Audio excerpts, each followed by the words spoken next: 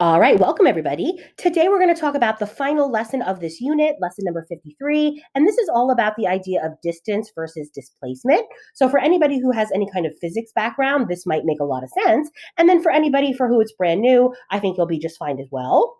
The first thing we're going to do is we're going to consider something that we're familiar with, which is the definite integral from 0 to 2 of the function 2x minus 1 dx. Now notice what I have for you here is a picture. So let's go ahead and point out a couple of things.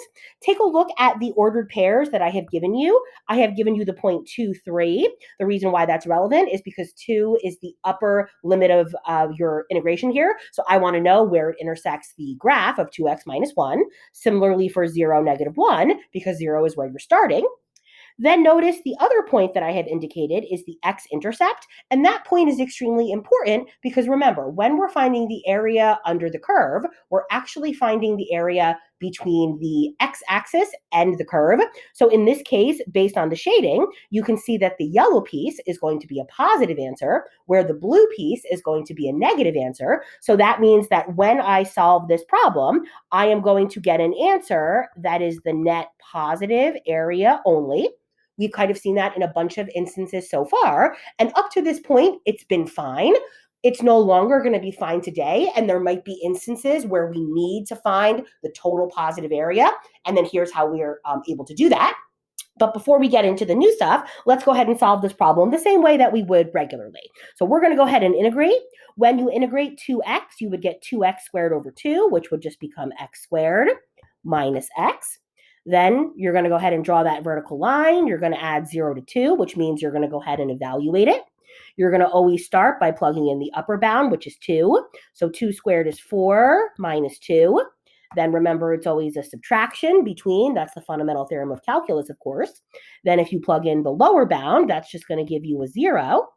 And if you very carefully calculate, 2 minus 0 is going to give you an answer of 2. And again, as we already indicated, that 2 represents the net positive area because some of that blue would cancel out with some of that yellow. Let's say, for instance, that instead we did want to find the total area, which means you want to make everything positive. Hopefully you remember there is something that makes everything positive, and it has to do with those two bars there, which of course represent the absolute value.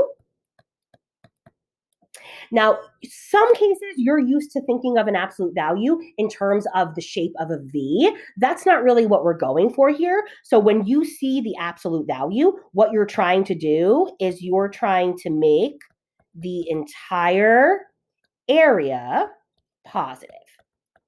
So again, please don't think that that means you have to draw the V absolute value. That's actually something else. What you're doing here is you're trying to make the entire region and turn it to be positive. So if you're going to do that, again, taking a look at my graph here, if I was to locate the piece of the graph that is currently negative, which is the blue piece, I would basically want to flip it into the positive region, and then I would want to create a triangle that is the same size and the same shape, but by taking the absolute value of it, I'm going to go ahead now and turn it positive, which is then going to give me the total area. The place that I need the most in order to do that is I need to know where the x-intercept is, because this is where you split the graph, and this is where you're going to split the integration. Again, at that point, 1/2 comma 0, that's where the area under the curve switches from the blue negative to the yellow positive. So that's where I'm going to have to go ahead and take that blue piece, flip it up to make it positive, which is going to be the red piece. And then that is going to give me the total positive area. And again, the way that we're going to do that is by using the absolute value. So when it comes to the absolute value, there are actually always two options in terms of how you can apply that absolute value. I'm going to show you both, and then I'm going to focus on the one that I think is easier. So option number 1, you're going to set up first the integration for the piece that is currently negative, which in this instance would be 0 to 1/2. So again, we're looking at that blue piece. So if we're taking the integration of, let's say, f of x, and right now, from 0 to 1/2, it's giving me the negative answer. The way that I can switch it to be positive is I could make the entire equation negative and then integrate it like that.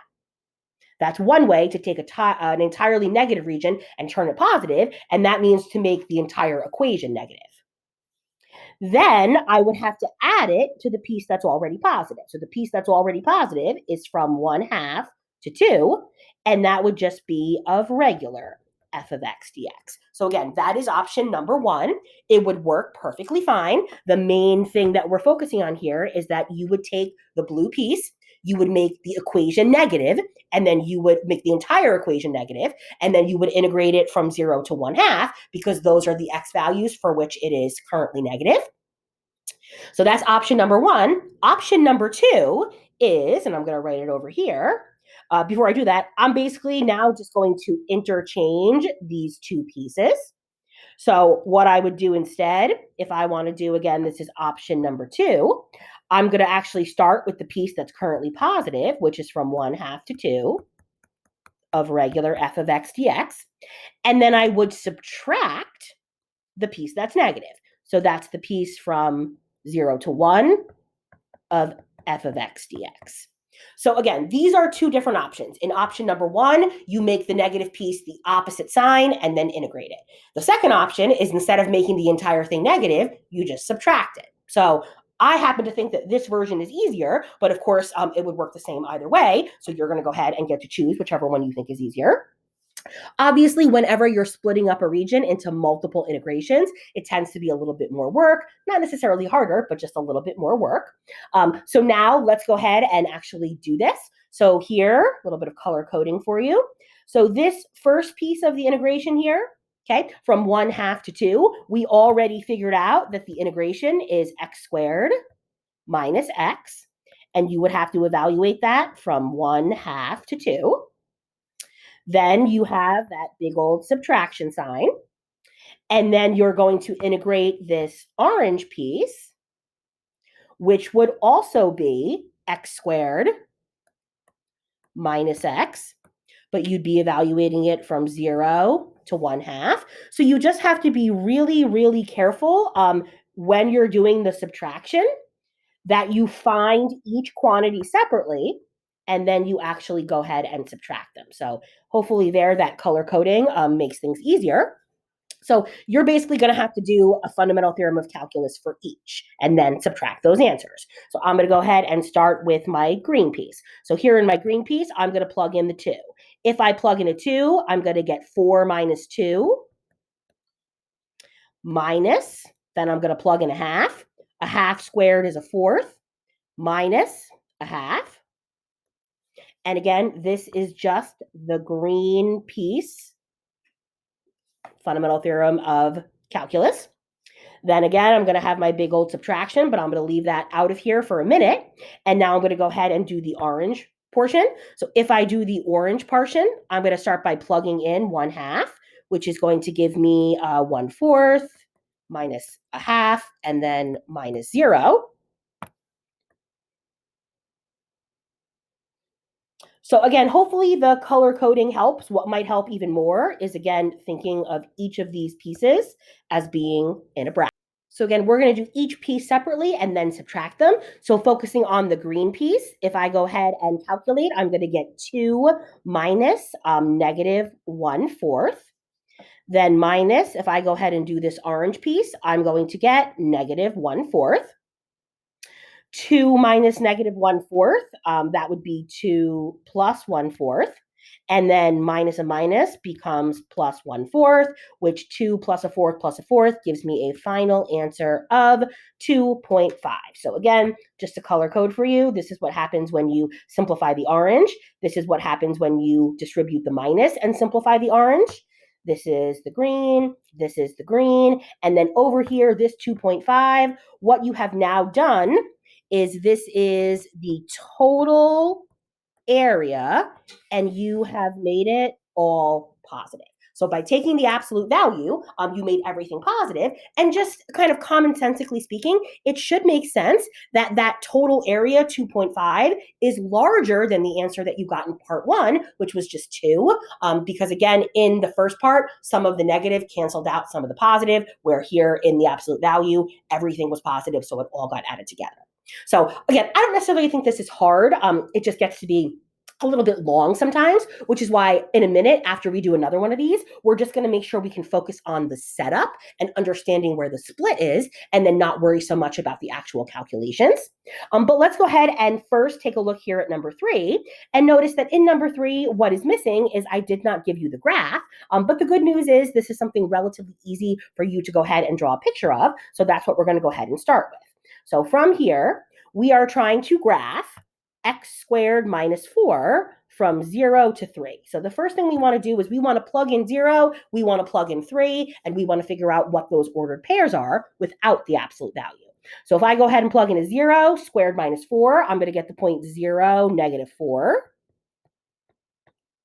If I go ahead and plug in 3, 3 squared is 9, 9 minus 4 is 5. So this is the point 3, 5. And then, of course, this is a quadratic. So as you go to draw that quadratic, you're going to draw it as a U shape. And the most important thing I need to find out is where does the graph cross the x-axis, which means I need to find the x-intercept. Well, if you were to set x squared minus 4 equal to 0, hopefully it would make sense to you that the x-intercept would be the point 2, 0. And then I'm going to go ahead and connect those two pieces with a curve shape. Doesn't have to be perfect. And again, if we were going to require you to create the graph on your own, it would be something reasonable. And I should hope that the graph of a quadratic is something that's reasonable. So if I go ahead and drop a line here in the positive region, and then if I go ahead and drop a line here in the negative region, just using, a similar set of colors, here, this is the part of the graph that is currently positive, where this is the part of the graph that is currently negative.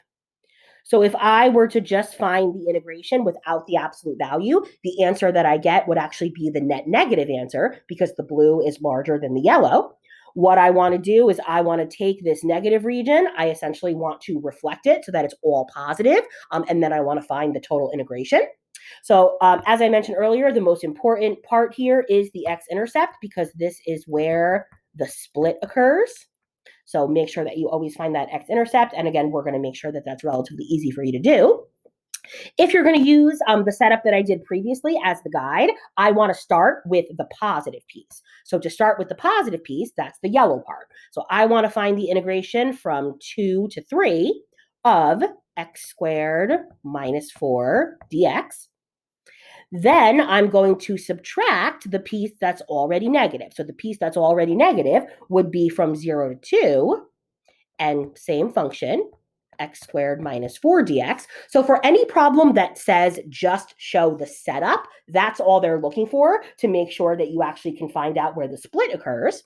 And then again, if you actually have to do it, which I do want you to do in this case one more time, then we're going to do what we did in the previous problem. So again, a little bit of color coding I think could be helpful. So let me go ahead and focus first on this green portion. So here on this green portion, I'm going to go ahead and integrate. So I'm going to get x to the third over 3 minus 4x. I'm going to have to go ahead and evaluate that from 2 to 3. Then I'm going to subtract. I'm still going to get the same integration, x cubed over 3 minus 4x, and that would be from 0 to 2. And again, let me just make sure that I'm giving you that color coding in case you want to go back later. Feel free to color code it for yourself, or else feel free to just use it to help you as you calculate. So now as we go to finish up by evaluating here for the green piece, if we go ahead and plug in 3, we're going to get 27 divided by 3 is 9 minus 12. Minus, if you plug in 2, you're going to get 8 thirds minus 8. And again, you might want to put that all in the bracket. That's the green. Minus another bracket. If you plug in 2, you're also going to get 8 thirds minus 8. And again, that's going to happen a lot because the number that you're plugging in for your lower bound here is your upper bound here. So as long as you set it up as a subtraction, those two values are always going to be the same. And then minus 0. One last set of color coding for you here, just to make sure that it all makes sense when you go back. And then again, from this point, whether you use a calculator, whether you use common fractions, really kind of up to you, but the ultimate final answer is 23 thirds. And again, you can give it as a decimal if you would prefer. So the whole point of doing the absolute value ones, of course, is that your final answer should be entirely positive. So go ahead and always make sure that that's the case. And then take a look at number 4. So very important here, please notice that it says set up only, do not evaluate. There are several like that in the homework. You might see ones like that on the review or the assessment. The setup really is the most important part. After you do the setup, it's really just a matter of plugging things in the calculator, and that's where things can go wrong. So we just want to make sure that we can do the graph and we can do the split. So here in number 4, again, you're going to have to create the graph. And when you create the graph, you have to start without the absolute value. We're not talking about these. We're talking about making things positive. So x squared minus 4x plus 3, that's another quadratic. Hopefully you realize that you can factor that quadratic as x minus 3 and x minus 1. And that's going to be important for the graph and then also for the split. So you are trying to do this from 0 to 4. So again, you might want to start by plugging in those numbers so that you can get the starting point and the end point. So if you plug in 0, you're going to get a value of 3. That's the y-intercept. Based on the factorization that I did a moment ago, those are the two x-intercepts. So 1, 0 and 3, 0. And then if I plug in 4, that's going to tell me where I'm ending. And it turns out that that is also 3, which should make sense because you have a lot of symmetric points on a quadratic. So I'm going to go ahead and graph that. And I guess that should be a little, I can just make my graph a little bit more precise there just to make it easier to see. Okay. So take a look at what is being asked here. So you are being asked to find the area from 0 to 4. So again, if you were to go ahead and drop some lines here and just make sure you understand what you're looking for. If you're talking about the positive pieces, you're talking about this here, and you're talking about this here. And again, these are obviously, not drawn to scale, so no worries about that. And then as far as the negative piece goes, this is the negative piece within here. So your mission, because of the absolute value, is to split it up. And in this case, you're actually going to have to split it up into 3 different intervals. You'll want to do each of the positives, and then you'll want to subtract the negative piece. So again, we're not actually going to finish this all the way through. We're just going to go ahead and do the setup. So the first setup that I'm going to do is the integration from 0 to 1. You're still integrating this function, x squared minus 4x plus 3 dx, and that's your first yellow piece. Then you're going to add that to the second yellow piece, which is from 3 to 4 of x squared minus 4x plus 3 dx. And then for the final piece, you're going to subtract the integration from 1 to 3 of x squared minus 4x plus 3 dx. And again, just to make sure you understand where each piece came from, this is the first yellow, this is the second yellow, and then this is the negative piece that by subtracting, you go ahead and turn positive. So if I was going to ask you to actually find that answer, it's just kind of obnoxious. So that's good enough as long as you can do the calculation or do the setup. So then the final application goes back to where we started, this idea of distance versus displacement. So if you take a look at this last question, the 2 things you have to consider when it comes to a word problem, and that mostly involves the particle motion problem or just motion and movement of any kind, you're always going to be talking about the total displacement versus the total distance traveled. So here's where you have to decide who gets the absolute value and who doesn't. In order to figure that out, the first thing you need to do is graph. So notice here that I am talking about the velocity in feet per second of a particle that's moving along the equation t cubed minus 10t squared plus 29t minus 20. If I'm going to write an equation and if I'm going to use an absolute value, I have to know what the graph looks like. So I have to start with a graph.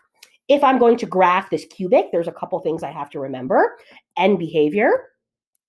Remember, this is a positive t cubed. So because the degree is odd and the leading coefficient is positive, that means that the end behavior would be down up. In order to find the x-intercepts, which I'm going to need in order to factor, unfortunately, in this case, grouping would not work. So actually, I would have to use the rational root theorem, which is the RRT for short. Maybe you remember P's in the back, Q's in the front. You'd have to make a list of all the things that divide negative 20, all the things that divide 1, make a list, and then test them. I'm not actually going to ask you to do that, so I'm going to actually tell you how it factors. And for future reference, if it was a problem this difficult, I would tell you how it factors, or else grouping would work. So t minus 1, t minus 4, and t minus 5 is how this is going to go ahead and factor. And again, in order to get those factors, you would have to use the rational root theorem, but I'm not going to require you to do that. I'm just going to go ahead and tell you what it is. So I need the end behavior, which is down up. I need these 3 factors so that I can in turn find the 3 x-intercepts, which of course should be 1, 4, and 5. And then I'm going to want to go ahead and sketch myself a little graph here. So I know that 1, 2, 3, 4, and 5 are the x-intercepts. And notice that in each of these problems, regardless of whether it's distance or displacement, you're doing it from 1 to 5. So if you think about end behavior, remember that the graph is going to start facing down and end facing up. And then you're going to kind of connect them in between. So I am going to connect them like this, go through the single root up a little bit, down to the 4, which you cross down, and then back up through the 5. And again, because of what's being asked here, you actually want only those particular pieces. And I say that only because you're going to get rid of those arrows, because all you're looking for is this, from 1 to 5. And again, you have access to your graphing calculator, which in previous years you wouldn't. In creating the graph, you should be able to graph a cubic, but if you use some other device to help you, we're never going to know. So from here, you probably want to isolate the positive and the negative parts. So here is the positive part, which is between 1 and 4, and then here is the negative part, which is between 4 and 5. So whenever you see questions like this, it's always going to be distance versus displacement. And so just so you are aware, whenever you're talking about total displacement is always going to be equal, I'll get a different color here. It's always going to be equal to the integration of the velocity from the start to the end. So total displacement. When you're talking about total distance, that is always going to be equal to the absolute value of the velocity. So again, in previous years, you would have had to memorize which is which. Not really an issue for this year, since you'll have your notes in front of you. So the total distance is always the absolute value, meaning you want to make everything positive, where total displacement means you're fine with the negative and the positive canceling out. So again, once you write it down now, you'll be able to have it always. And again, just to reiterate, this is positive or negative, where here you're talking about all positive. So we have everything we need here. So if I'm going to go ahead and set up this integration specifically, it's the integration from 1 to 5 of the actual velocity equation, which would be t cubed minus 10t squared plus 29t minus 20. And again, make sure you use this version, not the factored form version, because you can't integrate the factored form. You only wanted that for the graphical purposes. If you actually go ahead and integrate it, you're going to raise t to the 1 higher power divided by that power minus, and then 10t cubed over 3 plus 29t squared over 2 minus 20t. You would then go ahead and evaluate it from 1 to 5. And again, honestly, I think that should be the easiest piece at this point, or at least the part where you don't need to see exactly the whole thing. Just so you know, if you plugged in 5, you would get 25/12, or the decimal equivalent.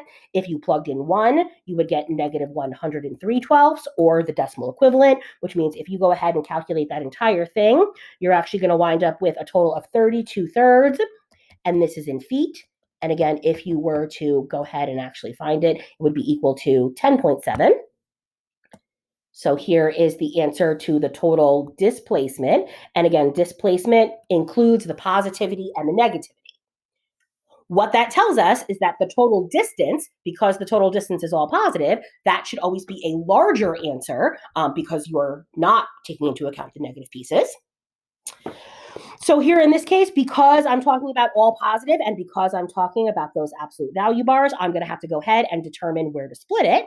And that's where you go back to your graph, you find the 4, and that is, of course, where you're going to split because that's where it changes from positive to negative. So just like before, I'm going to start with the positive piece. So the positive piece is the integration from 1 to 4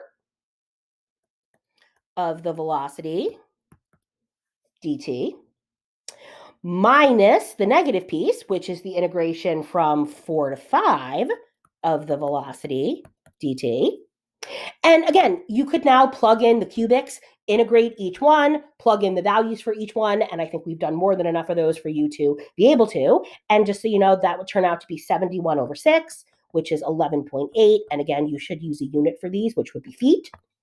As I mentioned earlier, when it comes to comparing your answers, your total distance should in fact always be larger than the total displacement. So if you are asked to find both in one problem, that's just a good way to check that you have done it correctly.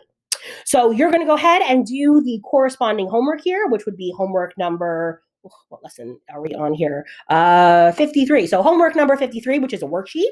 Please make sure that when you do that, you pay close attention to the ones that just ask you to do the setup. That means you just have to show the split like this with the equations. You don't actually have to solve it all the way through. So thanks very much for tuning in, guys, and we will catch you next time.